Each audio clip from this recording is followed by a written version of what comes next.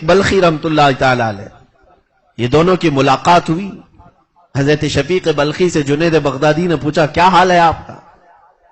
نہیں، حضرت جنید بغدادی سے شفیق بلخی نے پوچھا کیا حال ہے؟ کہا بس مل جاتا ہے تو کھا لیتے، نہیں تو صبر کرتے ہیں. حضرت شفیق نے کہا یہ تو کتوں کی زندگی ہے، کتے مل جاتا ہے تو کھا لیتے ہیں، نہیں تو صبر کر لیتے ہیں، وہ کہاں کسی کو کچھ کاٹتے ہیں. تو وہ چونک گئے. حضرت سیدنا جنید نے پوچھا پھر اہل اللہ کی زندگی کیا ہے، اولیاء کاملین کی زندگی کیا ہے؟ حضرت شفیق بلخی رحمت اللہ تعالی علیہ نے یوں فرمایا کہ اہل اللہ کی زندگی یہ ہے کہ نہ ملے تو شکر کرتے ہیں اور ملے تو خیرات کرتے ہیں، دے دیتے ہیں.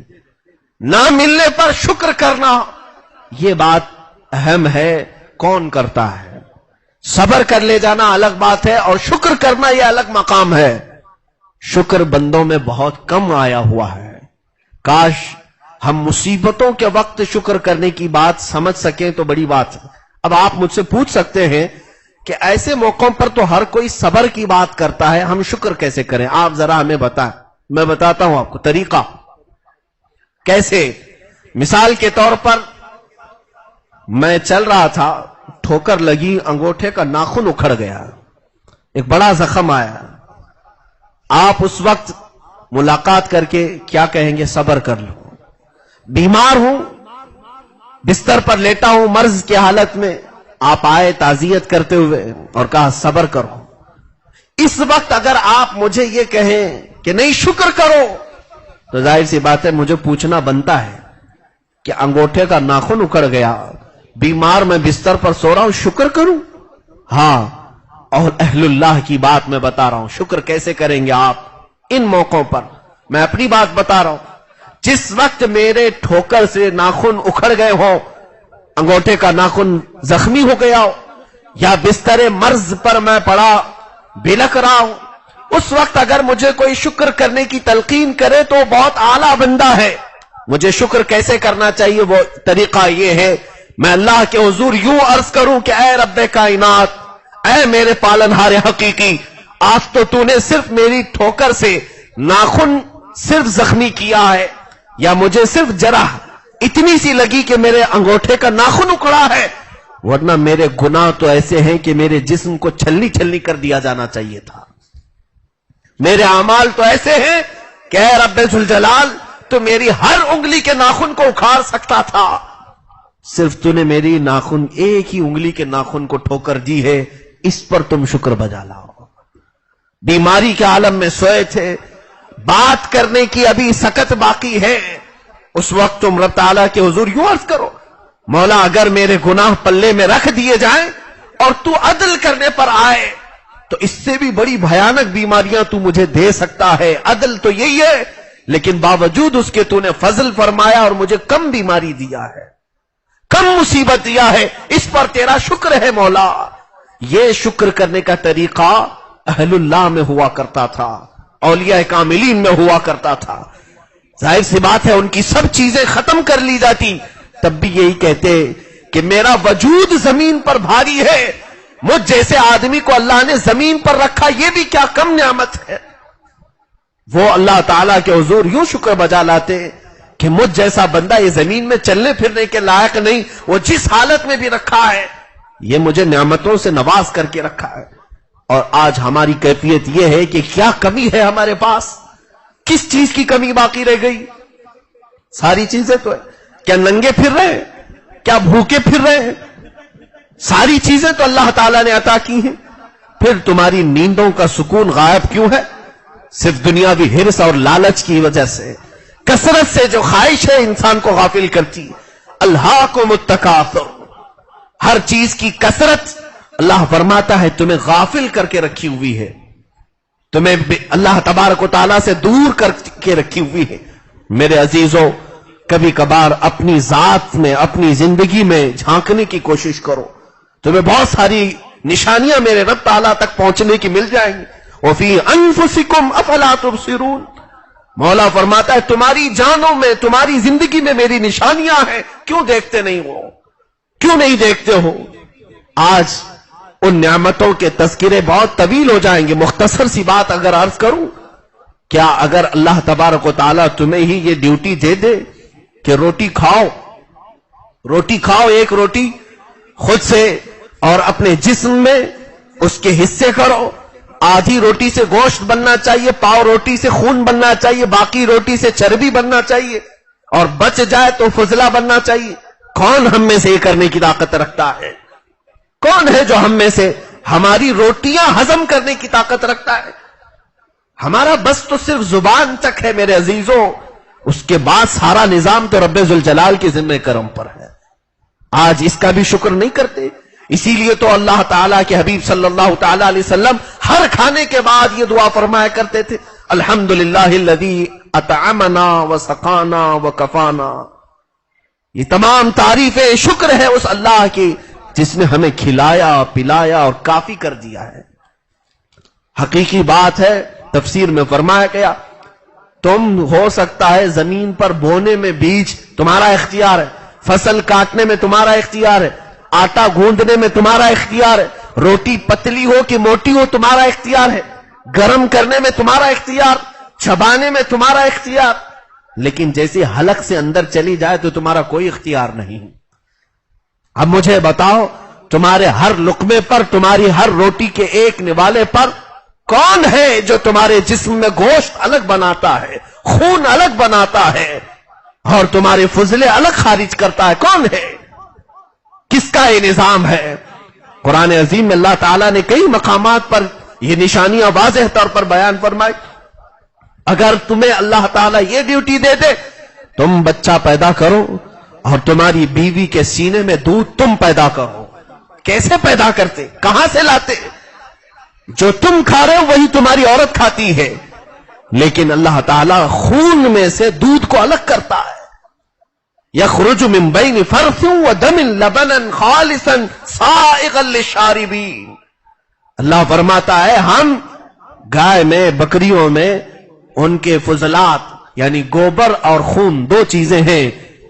قرآن کہہ رہا ہے 14ویں پارے میں اس کے بیچ سے ہم دودھ کو نکالتے ہیں جو خالص ہوتا ہے پینے والوں کے لیے اور ٹھنڈک پہنچاتا ہے پینے والوں کے لیے.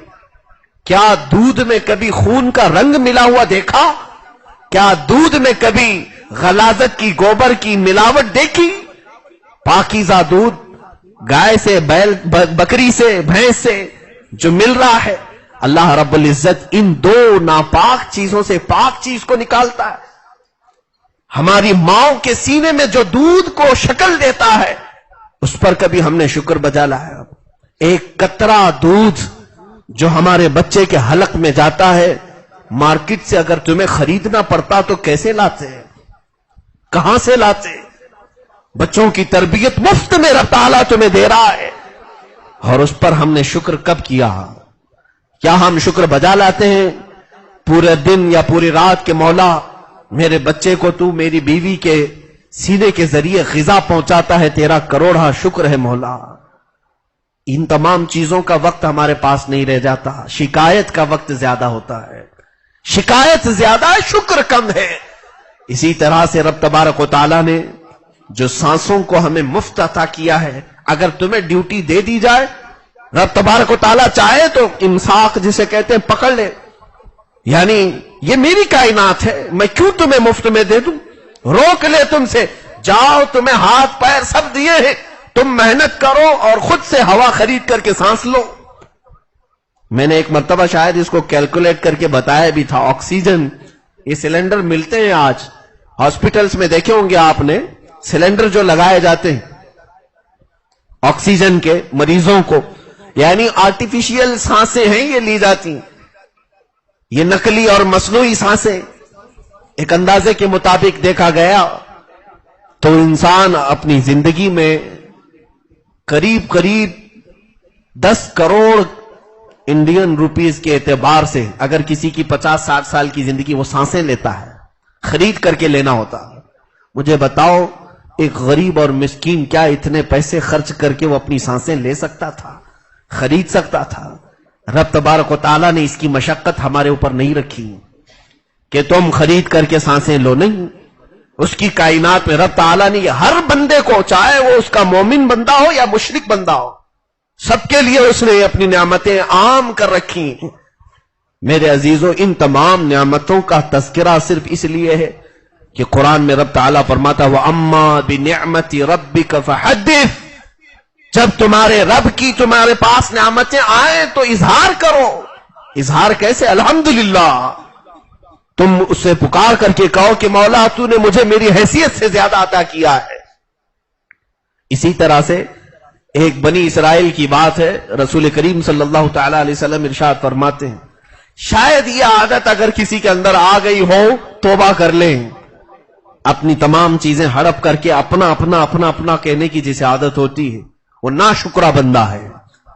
بنی اسرائیل میں 3 لوگ ایسے تھے، بخاری شریف میں ہے، ایک گنجا تھا، یعنی جس کے سر پہ کہیں پہ بال ہی نہیں تھے، حتیٰ کہ اس کی پلکوں پہ بھووں پہ کہیں بال نہیں تھے، اور ڈراؤنی شکل لگتی ہے جس کے جسم پر کوئی بال ہی نہ ہو۔ دوسرا ایک کوڑ کی بیماری میں مبتلا تھا، کوڑ کی بیماری یعنی سفید داغ کی بیماری تھی، یا اور کوئی بیماری جس سے لوگ نفرت کرتے تھے، گھن کرتے تھے۔ تیسرا ایک اندھا شخص تھا۔ یہ 3 لوگ اس زمانے میں بڑے غریب مسکین، ان کے پاس مال بھی نہیں۔ سنیے اللہ تعالیٰ کی طرف سے ان کی کیسی آزمائش ہوئی۔ اللہ کے نبی صلی اللہ علیہ وسلم نے بیان فرمایا، ایک فرشتہ پہلے اس گنجے کے پاس آیا جس کے بال نہیں تھے، اس سے پوچھا کہ تو اللہ تعالیٰ کے حضور کیا چاہتا ہے؟ میں اللہ کا ایک مقرب بندہ ہوں۔ اس نے کہا بس مجھے یہ جو بیماری ہے گنجے پن کی، اس سے لوگ نفرت کرتے ہیں، میں چاہتا ہوں کہ اچھا ہو جاؤں۔ اس فرشتے نے اپنا ہاتھ اس کے جسم پر پھیرا، اس کے سارے بال ہو گئے، خوبصورت شکل والا ہو گیا۔ اس نے بہت شکریہ بجایا لایا۔ اس کے بعد پھر اس فرشتے نے پوچھا اور کسی چیز کی تمنا؟ کہا میں بہت غریب ہوں، مانگ کر کے کھاتا ہوں، مجھے کچھ چیز مل جائے۔ تو اس فرشتے نے ایک اونٹنی دی اس کو، کہا جا اللہ تجھے اس میں برکت دے۔ وہ اونٹنی لے کر چلا گیا۔ اونٹنی کے بچے ہوئے، بچے کے بچے اتنے کہ اس کے پاس کئی ہزار اونٹوں کا ایک ریوڑ تیار ہو گیا۔ اور اس زمانے میں اونٹ کا ہونا ایسی ہے جیسے اس زمانے میں کاروں کا ہونا۔ ایک کار ہو تو آدمی بڑا مانا جاتا ہے، اچھی والی کار۔ اس وقت 100 اونٹ ہو، 100 سواریوں والے اونٹ، بڑا شخص سمجھا جاتا۔ یہی فرشتہ اس کوڑ کی بیماری والے کے پاس آیا جسے سفید داغ کی بیماری تھی۔ اس سے بھی فرشتے نے ہی پوچھا کیا چاہتے؟ اس نے کہا میرا جسم صحیح ہو جائے بس۔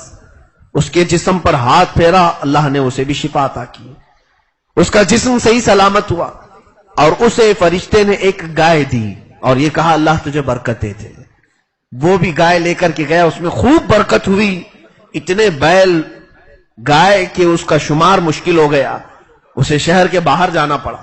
تیسرا وہ اندھا، اس کے پاس بھی فرشتہ آیا، اس سے پوچھا تو اس نے کہا دنیا مجھے کچھ نہیں دکھائی دیتی، کاش آنکھیں ہوتی تو میں دیکھ سکتا، لوگوں کو پہچان سکتا۔ اس کی آنکھ پر فرشتے نے ہاتھ رکھا، اللہ نے اسے بینائی عطا کی۔ اور اس کے بعد اسے ایک بکری دی، کہا اللہ تجھے اس میں برکت ہے۔ اس کی بھی بکریاں خوب ہو گئی، بہت برکت ہوئی۔ اپنے وقت کے یہ 3 بڑے رئیس ہو گئے، بڑے مالدار۔ کئی دنوں کے بعد رب تبارک و تعالیٰ نے پھر فرشتے کو بھیجا۔ اب فرشتہ ایک فقیر کی شکل میں آیا اور پہلے اس گنجے کے پاس آیا جسے اونٹنی دی تھی، آ کر کے اس کی تعریف میں کہا کہ دیکھو اللہ نے تجھے بہت کچھ دیا ہے، ایک اونٹ مجھے اس میں سے دے دو۔ اس نے کہا نہ بھائی، اب کے فقیر تو سیدھے اونٹ مانگنے لگ گئے، چھوٹے پیسے مانگتے تھے، اب یہ سیدھا اونٹ مانگنے لگ گیا۔ تو اس فقیر نے کہا دیکھو یاد کرو پہلے تیری کیا حالت تھی، تیرے جسم میں بال نہیں تھے، تجھے بال دیے رب تعالیٰ نے، تیرے پاس مال نہیں تھا، اونٹ کی شکل میں مال دیا۔ وہ کہا اے فقیر بدتمیزی کر رہے ہو، یہ میرے آبا و اجداد نسلوں سے چلا ہوا مال ہے، میرا برسوں سے آیا ہے، میں کب گنجا تھا، میں تو سب صحیح تھا۔ اس کی ایک بڑی اپنی وہ اسٹیٹس کی بات کر رہا تھا، لوگوں میں، بڑے لوگوں میں اٹھنا بیٹھنا ہو گیا تھا، اور بڑے لوگوں کے بیچ میں فقیر آ کر کے اس سے کہہ رہا تھا کہ پہلے تو گنجا تھا، بھڑک گیا اور کہا میں کبھی گنجا نہیں تھا، اور یہ مال میرے باپ داداؤں سے پرکھوں سے ملا ہوا ہے، وراثت میں خاندانی امیر ہوں. فرشتے نے کہا اگر تو کہہ رہا ہے پہلے کچھ نہیں تھا اور یہ تیرا خاندانی ہے تو میں رب تعالیٰ سے یہ کہتا ہوں مولا جیسا یہ پہلے تھا ویسے ہی کر دے. اتنا کہنا تھا کہ اس کے سارے اونٹ ختم ہو گئے اور پھر اس کے جسم سے سارے بال بھی ضائع ہو گئے اور وہی نفرت کی نگاہ سے اسے لوگ دیکھنے لگے اور پھر وہ بھکاری فقیر راستے پر آیا. عبرت کی بات تھی. اس کوڑ کی بیماری والے کے پاس آیا اور اس سے بھی فرشتے نے فقیر کی حالت میں یوں کہا کہ مجھے ایک گائے دے دے. وہ بھی وہی کہا. اسے فرشتے نے یاد دلایا کہ تو سفید داغوں والا تھا, تجھے اللہ نے شفا دی ہے. وہ بھی ڈرانے دھمکانے لگا. کبھی کبھار ہوتا ہے لوگوں کو اپنی پرانی باتیں یاد دلائیں تو بھڑک جاتے ہیں. جو اچانک امیر ہوتے ہیں ان غریبوں کو اگر یاد دلاؤ کہ پہلے تم جھوپڑی میں رہتے تھے وہ چلائیں گے. نہیں, ہم جھوپڑی میں کہاں رہتے تھے, ہمارے باپ داداؤں سے اسی محل میں رہ رہے ہیں. اسی طرح اس کی بھی حالت. فرشتے نے اس کے لیے بھی ہاتھ اٹھایا اور کہا مولا یہ جیسا تھا ویسے ہی کر دے. اللہ تعالیٰ نے اسی وقت اس کو کوڑ کی بیماری دوبارہ دی اور اس کے سارے گائے سب ختم ہو گئے. تیسرا وہ اندھا نابینا, اس کے پاس فرشتہ آیا. اس سے کہا کہ تیرے مال میں سے ایک بکری دے دے. کہا رکو. اور اس کے بعد اس فرشتے نے اسے یاد دلایا جانتا ہے تو پہلے اندھا تھا, غریب تھا, تیرے پاس مال نہیں تھا, تجھے اللہ تعالیٰ نے کسی کے ذریعے سے آنکھ دی اور تجھے یہ بکریوں کے مال میں برکت دی. اس اندھے نے فوراً کھڑے ہو کر کے کہا اے آنے والے تو بالکل سچ کہتا ہے کہ میں پہلے نابینا تھا, مجھے کوئی پوچھتا نہیں تھا. اللہ کی طرف سے ایک نیک بندہ آیا, اس نے میرے چہرے پر ہاتھ کیا رکھا, میری بینائی واپس آئی. میں غریب مسکین تھا اور مجھے اس نے بکری دی تھی, یہ ساری برکت اس کی ہے. اگر تجھے وہ واقعہ معلوم ہے تو لگتا ہے اس بزرگ سے تیرا کوئی رشتہ ہے, میری بکریوں میں سے جتنا تجھے چاہیے لے جا سکتا ہے, لے جا سکتا ہے. ایک بکری کیا, اس لیے کہ سب میرے رب کا دیا ہوا ہے اور کسی بزرگ کے ذریعے سے دیا گیا ہے. اتنا سننا تھا کہ وہ فقیر جو فرشتہ آیا تھا اس نے فوراً کہا اے بندے تو کامیاب ہو گیا, تو کامیاب ہو گیا. اللہ نے امتحان کے لیے بنی اسرائیل میں مجھے بھیجا تھا. تیرے دو صاحب, تیرے دو دوست, ان کی بھی آزمائش ہوئی, انہیں بھی مال دیا گیا لیکن وہ ناشکرے نکلے اور اللہ کا عذاب و عتاب ان پر نازل ہوا. سن رب تعالیٰ کیا حکم فرماتا ہے. اس فرشتے نے کہا اللہ تعالیٰ یوں فرماتا ہے اے فرشتے, اس بندے نے جو اپنی نابینائی یعنی اپنی بینائی کو یاد کیا اور پھر میرا شکر کیا, اب اسے مزید اتنی نعمتیں اور عطا کر کے واپس آؤ. دنیاوی نعمتیں تو آئی ہے, آخرت میں بھی نعمتیں دی جائیں گی. عزیزان گرامی وقار, یہ رب تبارک و تعالیٰ کی طرف سے آزمائی گئی چیزیں حدیث پاک میں ہے. یہ بخاری اور مسلم شریف کی حدیثوں میں سے. اللہ کے نبی صلی اللہ تعالی علیہ وسلم نے فرمایا اسی لیے بندے کو چاہیے کہ جس حال میں ہے شکر بجا لائے. آج جس کیفیت میں ہے وہ الحمدللہ کہے. رب تعالیٰ اس سے بھی زیادہ مجھے مصیبت دے سکتا ہے لیکن اس نے کم مصیبتوں میں رکھا, یہ بھی اس کا شکر ہے, یہ بھی اس کا شکر ہے. عزیزان گرامی, ہماری آج صحت برقرار ہے. کبھی ہاتھ اٹھا کر کے دیکھ لو, کبھی پیر میں حرکت کر کے دیکھ لو, تمہیں احساس ہوگا میرا ہاتھ سلامت ہے, میرے پیر سلامت ہے. اے رب میری آنکھیں بھی اچھی ہیں, ابھی میرے کان بھی سننے کے قابل ہیں, یہ سب تو صحیح سلامت ہے, پھر میں کیوں شکوہ شکایت کرتا ہوں. مولا رب تبارک و تعالیٰ چاہے تو یہ سارے اعضاء ہم سے ختم کر دے. سیدنا شیخ سعدی رحمت اللہ علیہ فرماتے ہیں میں سفر پر رہا کرتا تھا, سیاحت, سیر و سیاحت میں. ایک بار ان کی چپل چوری ہو گئی اور پھر مسجد سے نکلے, پیر میں کانٹے چبھنے لگے, کیل پتھر گڑنے لگے اور پیر میں چھالے پڑ گئے.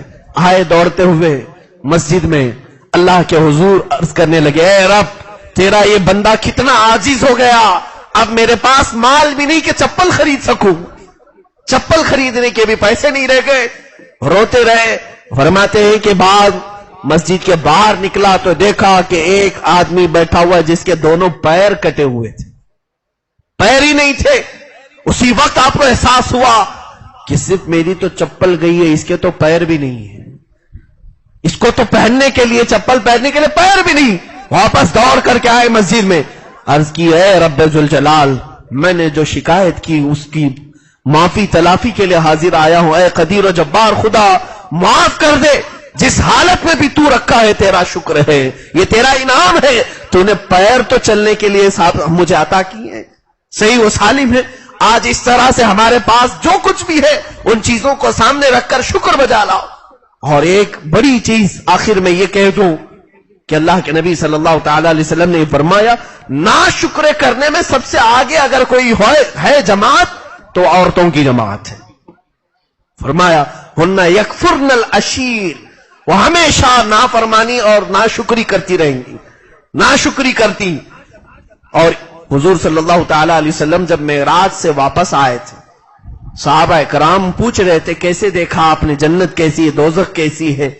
حضور اکرم صلی اللہ تعالی علیہ وسلم جہنم کے حالات بیان فرما رہے تھے، دوزخ کے حالات۔ اس وقت صحابہ نے پوچھا کہ دوزخ کے اتنے عجیب و غریب اور خطرناک حالات سب سے زیادہ کون ہے؟ اللہ کے نبی صلی اللہ علیہ وسلم نے فرمایا جہنم میں سب سے زیادہ میں نے عورتوں کو دیکھا، سب سے زیادہ عورتوں کو دیکھا۔ عورتیں بھی صحابیات تھیں۔ پوچھا یا رسول اللہ صلی اللہ تعالی علیہ وسلم عورتیں کثرت سے دوزخ میں کس لیے؟ حضور فرماتے ہیں اس لیے کہ ان کا شوہر ان کے ساتھ زندگی پر اچھائی کرتا رہتا ہے، ایک دن اگر اس کی من پسند چیز نہیں لایا تو یہ لفظ کہہ دیتی ہے کب تو نے میرے ساتھ بھلا کیا ہے، یہ جملہ انہیں جہنم میں لے جاتا ہے۔ یہ ناشکری کا لفظ ہے جو اللہ کو ناپسند ہے۔ عورتوں میں عادت آتی ہے، مردوں سے یہی کہتے ہیں کہاں میرا خیال کرتے ہو، کھلا رہا ہے، پلا رہا ہے، رکھ رہا ہے، سب چیزیں کر رہا ہے، ایک کمی آئی تو ہی کہتے ہیں کہاں وہ میرا خیال کرتا ہے۔ ارے بہت ساری تو عورتیں اس لیے طلاق لینے پر آ رہی ہیں کہ شوہر پیزا نہیں کھلاتا، برگر نہیں کھلاتا ہے۔ عجیب حالات ہیں آج کے، اس لیے وہ اپنے عورتوں سے اپنے شوہروں سے خلا لینے کی بات کر رہی ہیں۔ میرے عزیزوں، یہ اس قدر ناشکری کا دور ہے کہ زندگی بھر جو کچھ بھی کھلایا پلایا اس کا سب چلا گیا۔ ایک چھوٹے سے دکان کے فاسٹ فوڈ سے اگر کچھ نہیں ملا تو یہ کہتی ہے میرا خیال ہی نہیں رکھتا۔ یہ جملہ انہیں جہنم میں لے جائے گا، اور تمہیں معلوم نہیں پھر جہنم کے برگر اور پیزے کیسے ہوتے ہیں۔ اللہ تعالیٰ نے فرمایا شجرۃ الزقوم، وہاں تو کانٹے دار پھل ہیں، ایسے کانٹے دار کہ اگر تم کھانا چاہو تو تمہیں دیا جائے گا اور حلق میں پھنس کر کے اس کے کانٹے پورے گردن سے باہر آ جائیں گے، تم نہ نگل سکو گے نہ باہر کر سکو گے۔ پھر اسے نگلنے کے لیے پانی مانگیں گے جہنمی تو مائے حمیم دیا جائے گا۔ فشاربون شرب الہیم، ہیم کا بھی پانی ہے، وہ کیا ہے؟ کھولتا ہوا پیپ گرم کر کے دیا جائے گا، زخمیوں کا پیپ گرم کر کے کھولتا ہوا دیا جائے گا۔ یہاں تک کہ روایت میں ہے کہ وہ کھولتا ہوا پانی جہنمی اپنے ہونٹ کے قریب کرے تو اس کا ہونٹ لٹک کے نیچے گر جائے گا، اتنا گرم پانی دیا جائے گا۔ چاہے نہ چاہے وہ پھل کو ہضم کرنے کے لیے وہ پانی پینا پڑے۔ اس لیے دنیاوی بہت زیادہ ان تمام خواہشات پر اپنے تعلقات خراب نہ کریں۔ میں عورتوں سے بھی گزارش کروں گا خواہشات کم کرو، زندگی میں خوشیاں زیادہ آئیں گی۔ جتنی خواہشات زیادہ کرو گی ٹینشن اتنے بڑھتے چلے جائیں گے، اس لیے کہ دنیا کسی کو بھی سیراب نہیں کرتی۔ یہاں صرف قبر کی مٹی ہے جو تمہیں لاسٹ میں سیراب کرے گی، باقی کسی کو سیراب نہیں کرتی۔ خود میرے آقا صلی اللہ علیہ وسلم نے فرمایا اگر دو پہاڑوں کے بیچ والی وادی بھر کر کے کسی کو سونا دے دیا جائے تو بندہ کہے گا کاش ایک اور وادی ایسی مجھے مل جاتی۔ اللہ کے نبی صلی اللہ علیہ وسلم فرماتے اس طرح کی ایک اور وادی اسے دی جائے تب وہ تمنا کرے گا کاش ایک اور وادی مجھے ایسی مل جاتی، پھر دوڑ دھوپ میں لگا رہتا ہے تیسری حاصل کرنے کے لیے۔ یہ دنیا سیراب کبھی نہیں کرتی، اس لیے خواہشات کو ہی قتل کر دو، مار دو، تمہاری زندگیاں خوشیوں سے گزر جائیں گی، تمہاری زندگیاں بہت سکون سے گزریں گی۔ جتنے لوگ آج بے سکونی اور بے اطمینانی کی زندگی گزار رہے ہیں ان کے پیچھے صرف اور صرف ان کی خواہشات ہیں۔ انہیں بلند و بالا چیزیں چاہیے، وہ نہیں ملتی ہیں تو پریشان ہو جاتے ہیں۔ جس کو جس چیز کی لت پڑ گئی وہ نہ ملے تو پریشان ہوتا ہے۔ اس لیے خواہشات کو قتل کرو، شکر کی زندگی تمہیں نصیب ہو جائے گی۔ اللہ تعالیٰ کی بارگاہ میں دعا ہے مولا تعالیٰ ہمیں کہنے سننے سے زیادہ عمل کی توفیق نصیب فرما۔ اے کریم خدا، ہم سب کو تو نے دنیا میں ہماری حیثیت سے زیادہ نعمتوں سے نوازا ہے۔ اے رب ذوالجلال، ہم میں سے جس سے بھی ناشکری ہوئی ہو تو ہم سب کو معاف فرما دے۔ اے رب قدیر، ہم سب کی زندگیوں میں ہر نعمت پر ہمیں شکر کرنے کی توفیق عطا فرما، تیرے شاکر و صابر بندوں میں ہمارا بھی شمار فرما۔